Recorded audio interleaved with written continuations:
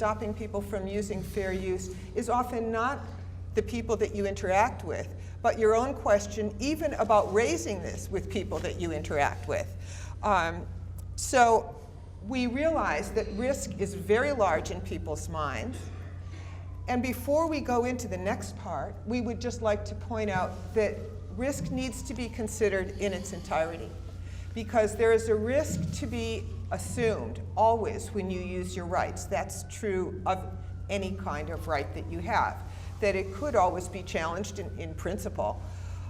So you'd always assume some risk. But the other risk is the risk to your mission, to being able to get your work done. And you want to be able to consider both. How are you going to manage that risk assessment then? If you have to balance that risk, you have to start by understanding what your rights are. Once you know what your rights are, you're going to be able to make decisions about other issues. For instance, well, you could use your rights, but do you want to use them in this case? That would start with knowing what your rights are.